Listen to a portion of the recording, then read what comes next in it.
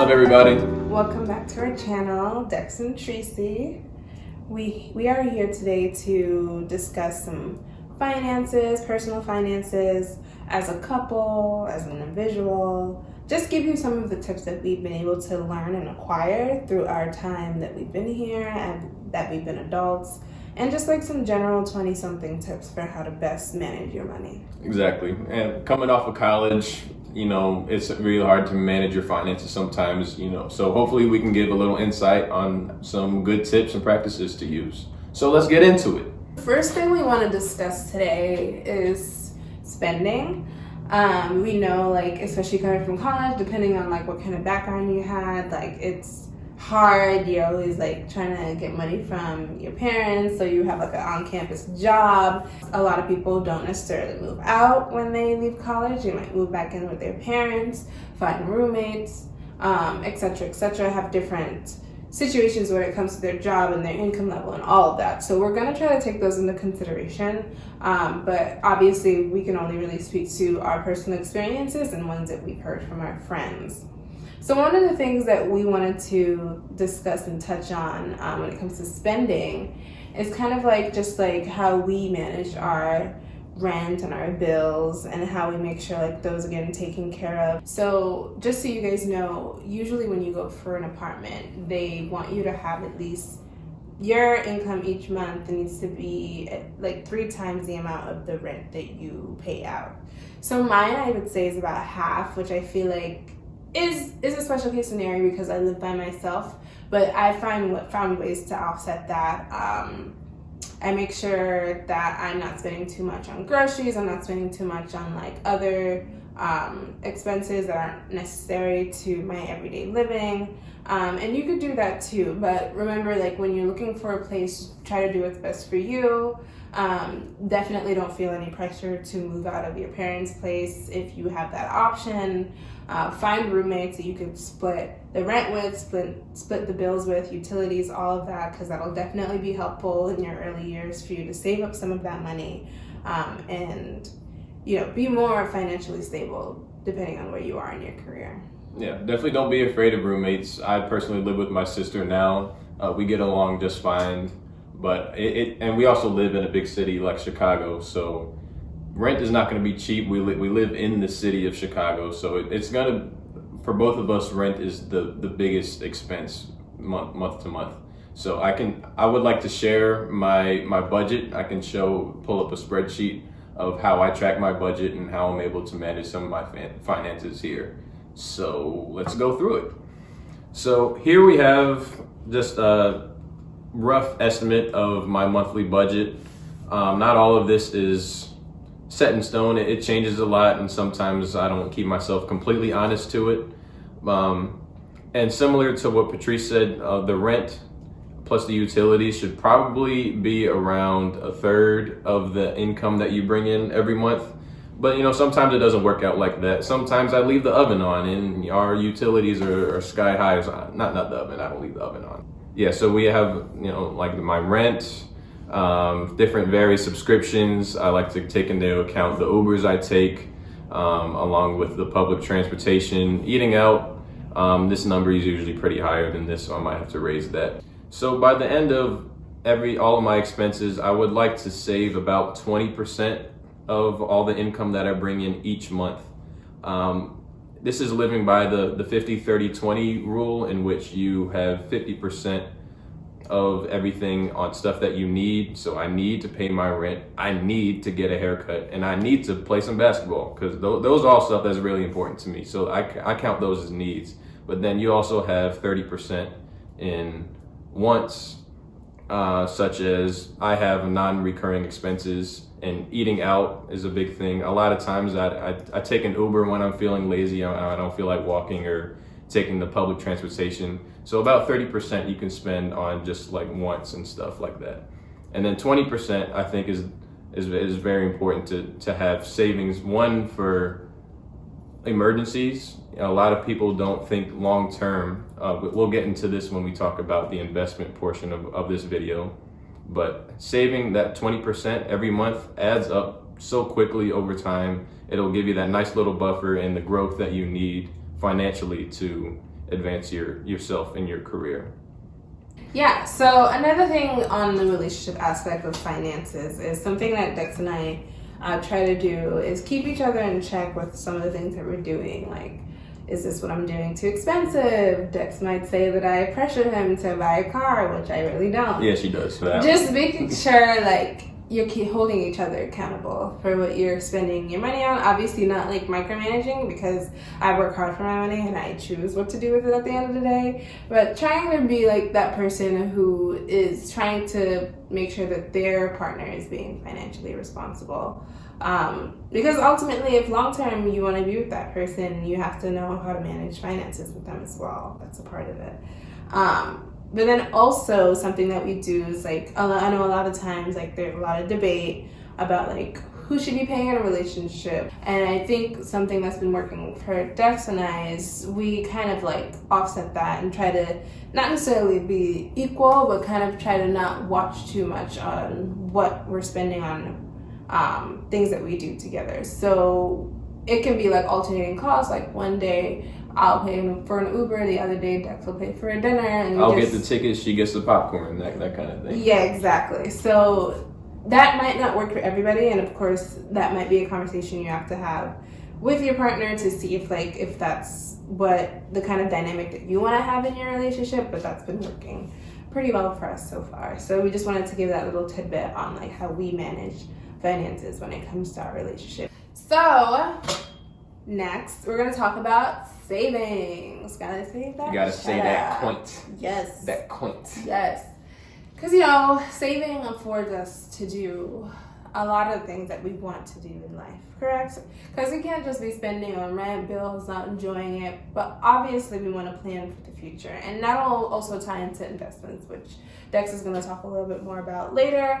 I say always strive for, like, between, like, 10 to 20 if you can. Just do what's manageable for you, but also make it, I would say it's a priority to try to save at least a little bit of what you make, or set aside something every month or every paycheck to make sure that you're looking out for the person you will be in the near future, because you never know what's going to happen.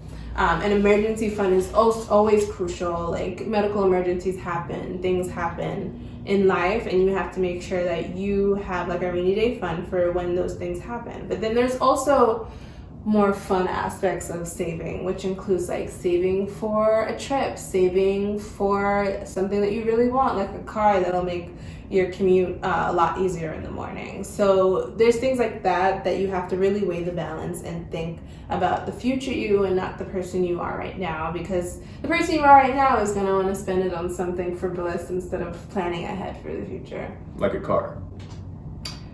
Anyways, the point is, try to save what you can. Emergency fund is always crucial. Yeah, I mean, it's kind of like a segue into our next talking point about investing. Like, a lot of the money that we end up saving from month to month is not just getting saved to sit put in one area. You can invest it somewhere, or you can invest it back into yourself. So, like, because I'm saving up money not just for the sake of having saved up accrued money, but I want to eventually go back to grad school or something like that. I want to invest. I want to have enough for a down payment on a house or something like that.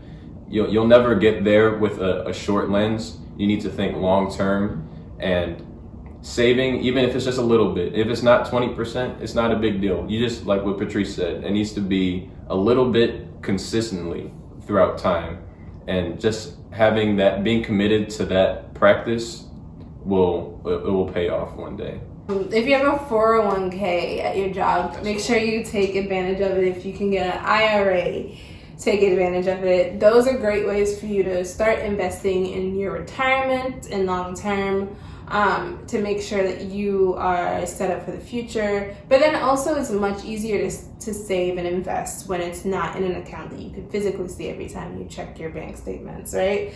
So having something that is just happening on the sidelines, maybe you'll get a letter about it saying how much is in there, but it's like a set it and forget it kind of thing. And before you know it, that really becomes something that you could use and you don't even realize that it's happening. But then also like apps such as like Acorns, Robinhood, those are great quick ways to invest little by little. Don't feel ashamed to just throw like $5 in there every now and then. I have mine set for $20 a week because I know like if I don't put it in there, I might spend it on sushi or something at work. So I'm like, I might as well put this in here for it to grow. But honestly, like coming from a more like working class background, I very much know what it's like for people that have to work paycheck to paycheck. Investment is definitely something that you should start thinking about, start doing little by little, but obviously you have to take care of what you have to handle now and like the income level that you are at now. So make sure you always have that in the back of your mind, but we understand like people have to handle their business. Yeah, if you had to prioritize, I definitely agree with you, but I don't think it's time to just start thinking about investing. You even if it's just a little bit, you need to take action. Mm-hmm. You got to do it. It's not time to start thinking. The best time to do it was 5 years ago. The second best time is right now. So even if all you have is $5, like it doesn't have to be a whole lot. Just thinking about, man, I should probably start investing now, because life will pass you by, and then when you're older, you don't have all that time to let your money grow. So even that's the minimum makes a big difference. So I'm gonna bring out my handy dandy spreadsheet. I am an accountant after all.